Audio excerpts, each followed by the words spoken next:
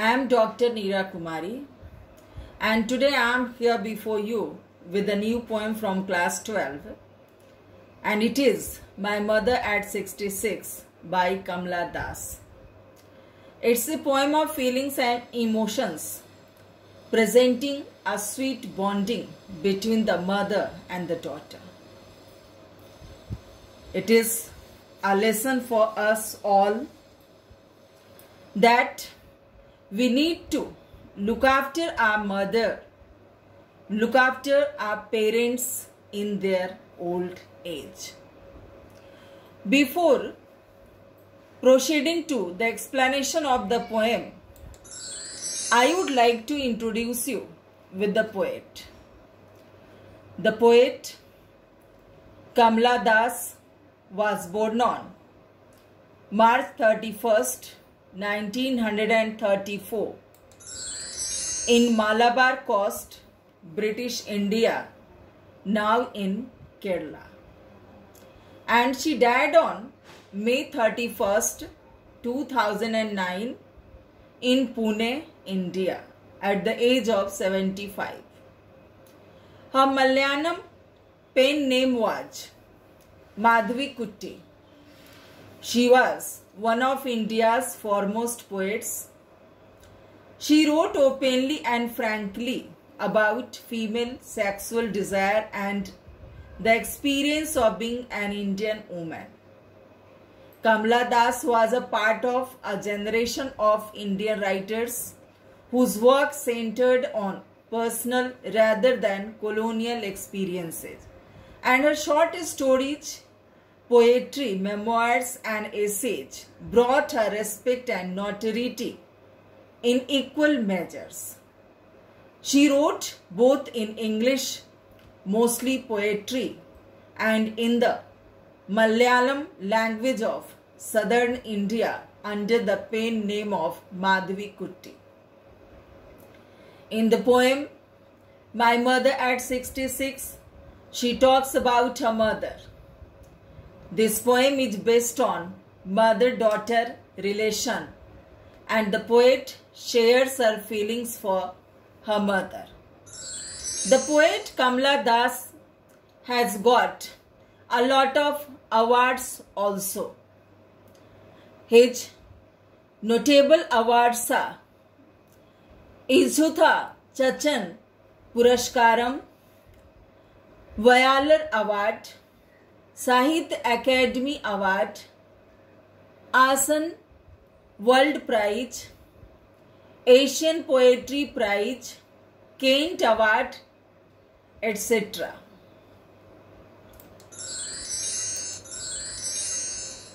KAMALA Das was famous for her short stories and novels. She was a sensitive writer who captured the complex subtleties of human relations. In lyrical idiom, in My Mother at 66, she presents the same sensitiveness. The theme of the poem. The theme of the poem is an emotional bonding between mother and daughter. Feelings of love and affection for mother, advancing age of mother and fear of loss and separation associated with it. Now the message.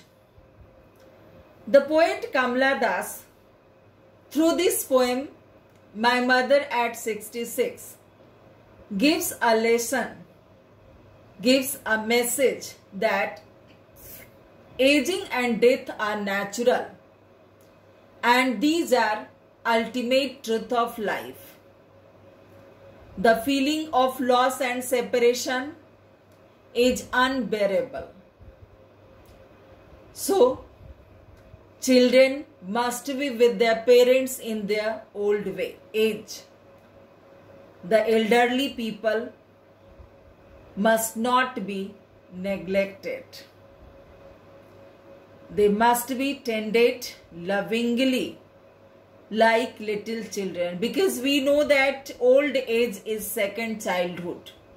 And as we look after our children, we need to look after our parents as well. Now the key points of the story. Stanza 1. And the lines of this stanza are: driving from my parents' home to Cochin last Friday morning, I saw my mother beside me, dodge, open-mouthed, her face ashen like that of a corpse. The poet explains that once she visited her parents' house in a village in Malabar, Kerala, and it was a Friday morning when she was driving back to Cochin airport. Her mother was sitting beside her at the back of the car. The poet looked at her mother. She showed that her mother was sleeping and her mouth was open. She further explains that the color of her mother's face was like that of a corpse. It was like that of ash, an extinguished fire, the fire which had lost its flames and brightness. This means that there was some smoky appearance on her face. She looked like a corpse, a dead body. She looked lifeless due to her old age. Due to her old age, she had grown weak and feeble, and therefore she looked lifeless. Stanza 2 now. The lines are: and realized with pain that she was as old as she looked, but soon put that thought away and looked out at young trees sprinting, the merry children spilling out of their homes. In this stanza, the poet presents that she realized with pain that her mother had grown old now.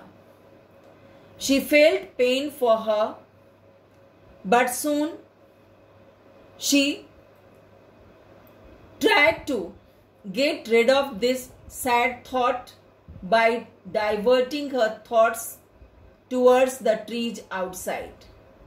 The young trees, although stationary, seemed to be running very fast as though they were sprinting. It happened due to the forward motion of the car and the reverse motion of the outside view. She also saw children running out of their houses into the playground. All these things were full of life and energy, contrary to her mother, who sat next to her.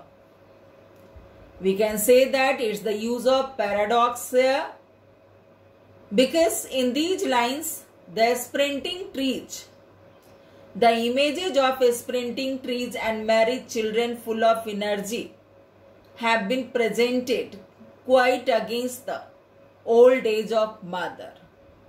Old age of mother who now looks to be lifeless. Stanza 3 now.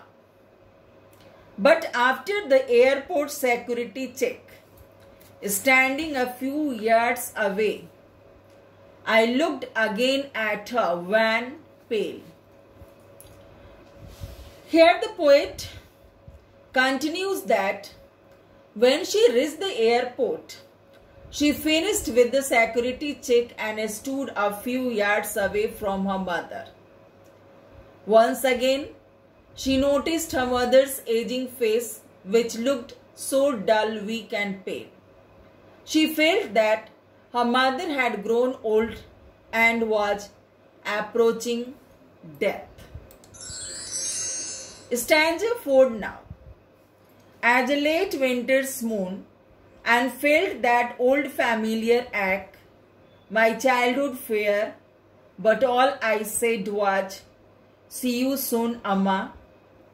And I did was a smile and a smile and a smile. The poet says that her mother's face looked wan and pale, weak and sick, like a late winter's moon. She compares her mother to a late winter's moon. The moon in winters is not shiny, it is dim. Her mother's face had also lost her youth and shine. As the mother was getting older and weaker, the poet feels the fear of separation, just as she used to feel during her childhood. As a child, she could not bear the pain of separating from her mother. But now, as her mother has grown old and is about to die, the poet feels that maybe this is the last time that she is seeing her mother. She tries to hide her fear from it. She tries to hide her fear. She then says that she would soon see her mother again.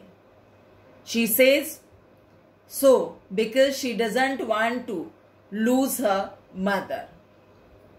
She was smiling and smiling just to hide the fear of separation from her mother, because her mother was already looking very sad.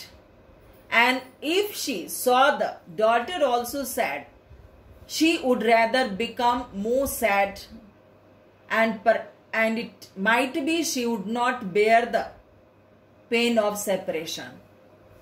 So the poet just smiled and smiled and smiled to hide the pain of separation from her mother. Now let's come to figures of speech. And the figures of speech used here are simile. The use of simile in the line, her face ashen like that of a corpse.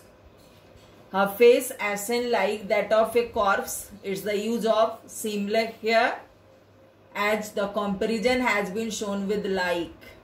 Wan pale as a late winter's moon. Again the use of simile, because the comparison has been done with the help of as. The next one is metaphor. Married children spilling out of their homes. It's the use of metaphor. Spilling out of homes.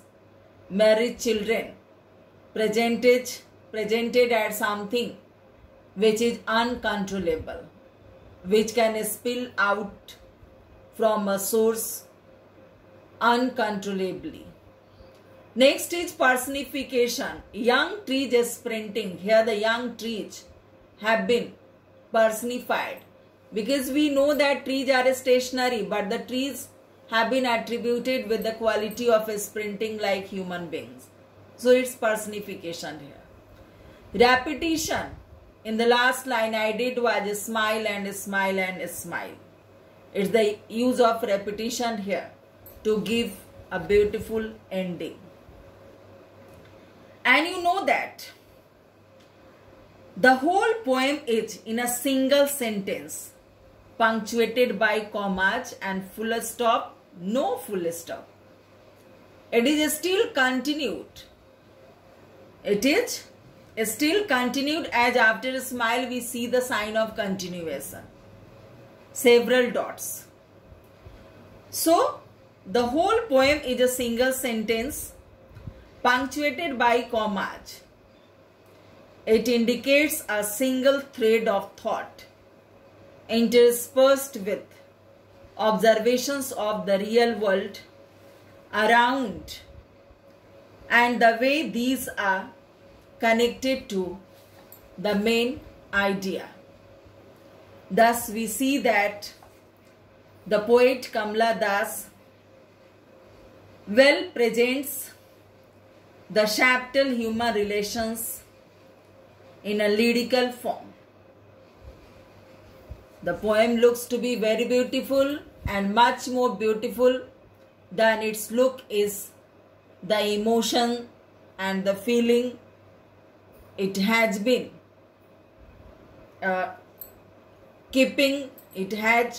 kept for the mother, the love and affection of a daughter for her mother. That's all. I hope you will learn from this poem and you will never ignore your parents, never neglect your parents and grandparents as well, and take care of them in their old age.